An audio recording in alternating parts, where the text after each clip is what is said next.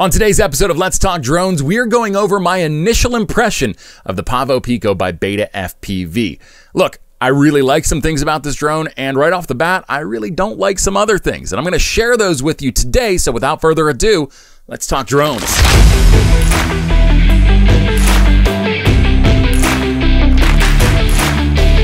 What's up? It's Chris, the Drone Geek, and welcome to another episode of Let's Talk Drones. Let's Talk Drones is brought to you by, this time, BETAFPV.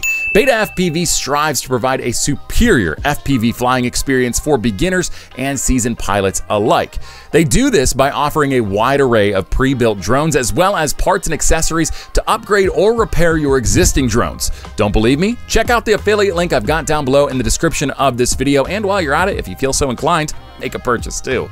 I've also included BETAFPV's social media links, so if you haven't already, go ahead and like, follow, subscribe, whatever you have to do on those platforms to stay in the loop with BETAFPV. I do just want to do a quick disclaimer right here to talk to you about my relationship with BETAFPV before you continue on with this video and any other video in this series. Look, I did not get paid any money to do that reader that you just listened to or maybe skipped through. I also did not get any money to actually do these reviews. The only kickback that I get from BETAFPV for making these videos comes in the form of this technology, and it's not including the O3 Air Unit. I had to purchase that myself. It was purely the Pavo Pico airframe with the flight controller on board, and I do have that affiliate link down below, so anytime you use that link and make a purchase, I do get a commission off of those purchases. So those are the only types of payments that I'm getting for this, but I do hope at this point in the game that you know that I'm only going to be honest with you about the capabilities of this drone as well as any other product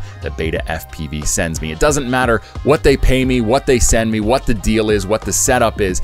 I'm going to be honest with you first, because the fact of the matter is, without you, I don't have any of this. So I'm going to make sure that you walk away from this video and any other video that I do on any other product from any other company with as much information as possible to make an educated decision about what is best for you as a consumer, as a professional, whatever the case may be. So let's just go ahead and get the cons out of the way, because there are a few and we need to talk about them before you even consider buying a Pavo Pico. First and foremost, the weight is going to be problematic in a lot of outdoor settings. I flew on a few different days, like I said, 6 or 7 times in total, and the conditions on those days varied. Not greatly, but did vary.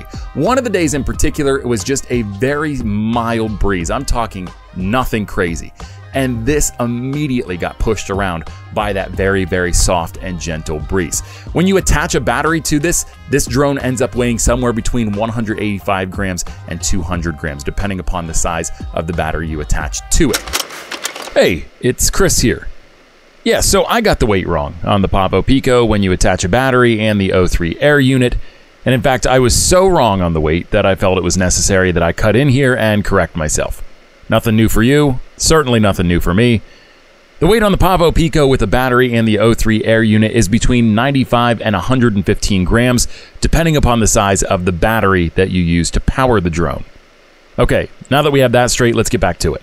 Which means it doesn't have a lot of weight to help brace itself against those stronger winds. It essentially turns into a little piece of paper when a strong enough wind comes through. I was constantly fighting the wind in an outdoor setting, and this also carries over to indoor flights too, because as you know, if you're flying in a facility or a building that has a lot of different air currents, whether it's AC, whether it's heat, you're gonna hit some weird areas where maybe the fan's a little bit closer, maybe the blower's a little bit closer, and you're gonna get a stronger current than you will anywhere else in the building. That's something to keep in mind, because I can see this drone being purchased by a lot of professionals, especially to do indoor flying for shoots, for clients, whatever the case may be.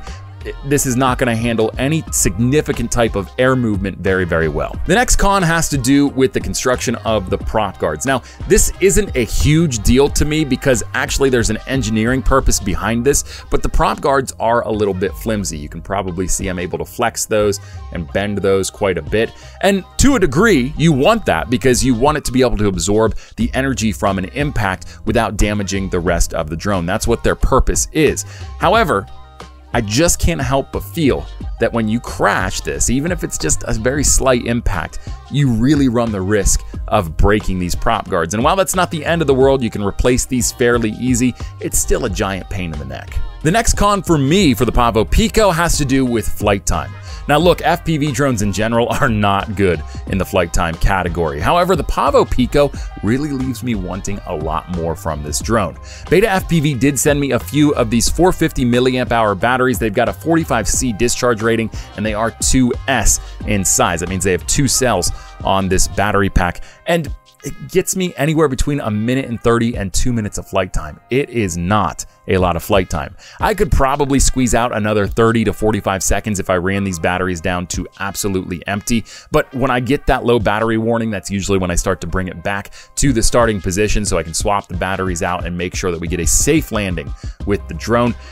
When I do that, like I said, 1:30, 2 minutes tops. Now, I do have some other batteries here that I'm gonna be testing with the Pavo Pico. They have a little bit larger capacity. I'm talking 550, 650, and 850 milliamp hours. I'm gonna see what the sweet spot is and where we can sort of mitigate more flight time without sacrificing the power of the drone. That's another topic for another video though. I do just wanna let you know that when you buy the Pavo Pico, don't expect too much flight time out of it per battery. My final con on my initial impressions video for the Pavo Pico has to do with the camera mounting system.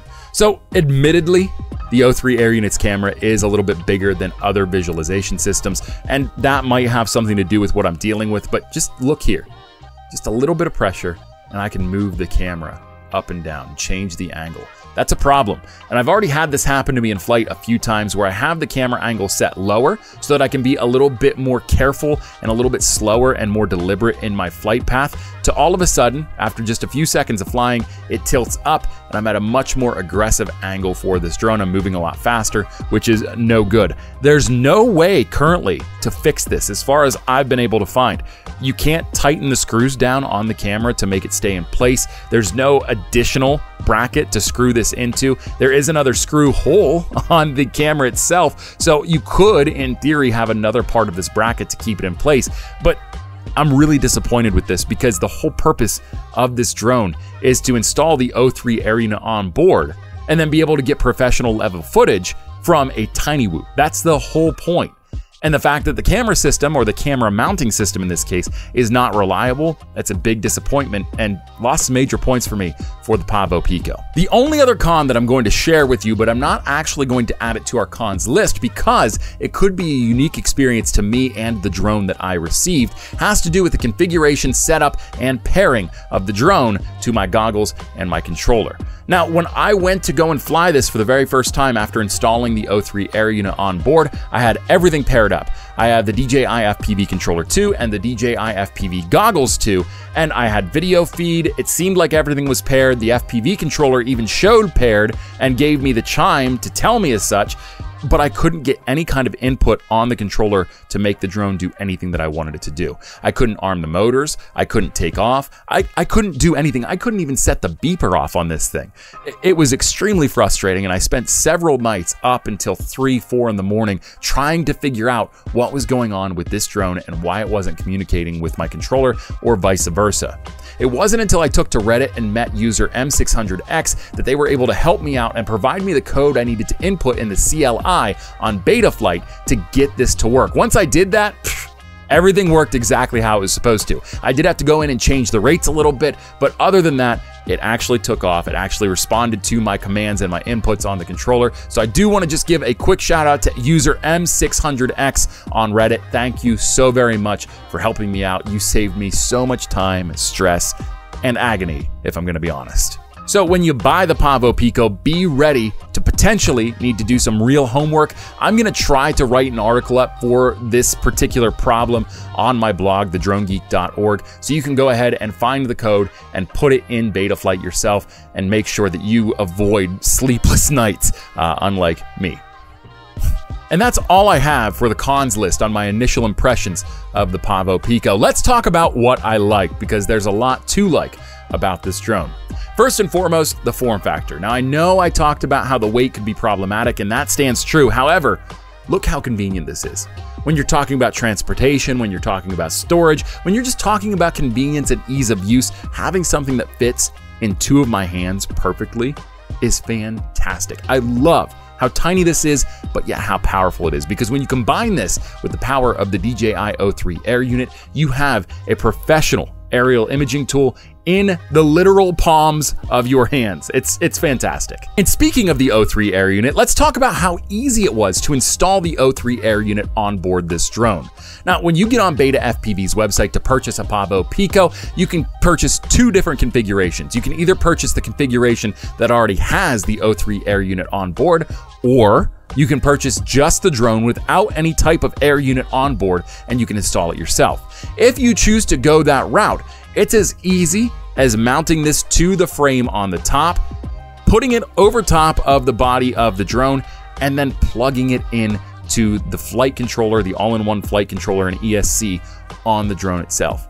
It's done. There's no soldering involved. There's nothing involved that's too complex or complicated for somebody like me who isn't quite into the nitty-gritty of using soldering irons to repair and upgrade drones. I loved it. Ease of use factor for the initial setup, if you do choose to just purchase the drone and not the air unit with it, is fantastic. Huge ups to BETAFPV on the design for the installation of the O3 Air Unit. And on that note, this pretty much transitions to every other facet of this drone, particularly the motors. If you need to replace a motor on your Pavo Pico for whatever reason, you can actually just unplug it, remove the motor from the frame, and then replace the motor and plug it back in. That's all you have to do. It's super, super easy, and it makes getting into FPV not just flying, but repairing and upgrading so much easier. The other thing I really like about the Pavo Pico has to do with its handling. Now, this is gonna be unique somewhat to each user depending upon the rates that you have set up for the Pavo Pico, but the way I've got mine set up, it just seems to cut through the air with no problem. Now, flight time obviously is going to be limited, but the power that this thing puts out is impressive for its size. I was able to maneuver through most airspaces with almost no difficulty. It handles like a larger TINYWHOOP, and you can't ask for anything more out of a drone this size. I was super impressed with the flight characteristics of this drone overall. I also thought the way that they integrated the battery mount was really intuitive. However, I have done a slight modification since then.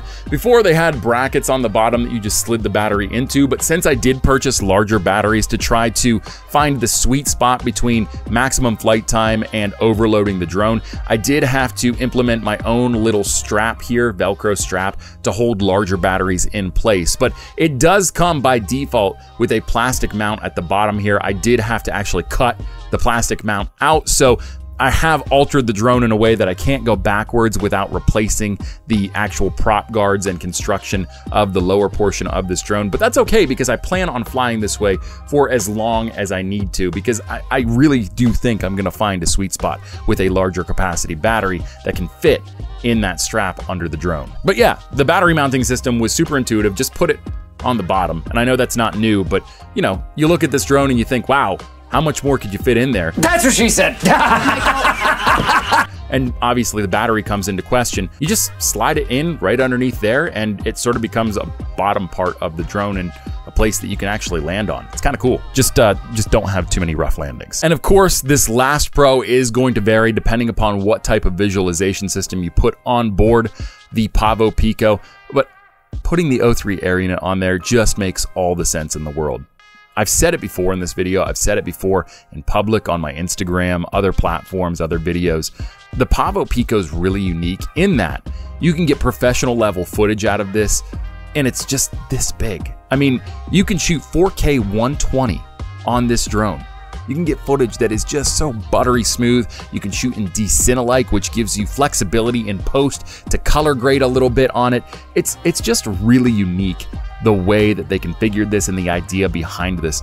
Hats off to BETAFPV for designing a drone that really does check a lot of boxes when it comes to compliance with regulations, while also meeting professional needs and demands. This thing is pretty darn cool. And that does it for my initial impressions on the Pavo Pico. Like I said, we're gonna be doing another video just like this at the end of the review series to sort of give you my final summary of this drone. We're gonna be breaking this down into a few different videos, talking about different aspects in more detail that we just covered in this video, as well as some new ones that we might not have thought of for this video. But what did you think about this video? Let me know down in the comments below. Have you flown the Pavo Pico before? Do you agree or disagree with my assessment initially?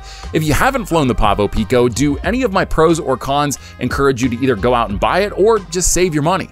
Let me know down in the comments below. If you liked this video, hit the thumbs up icon down below.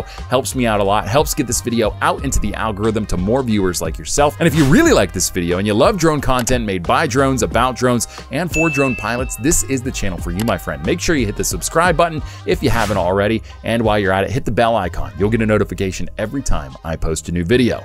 Until next time, I'm Chris. This is the Pavo Pico from BETAFPV, and we are out of here. See ya!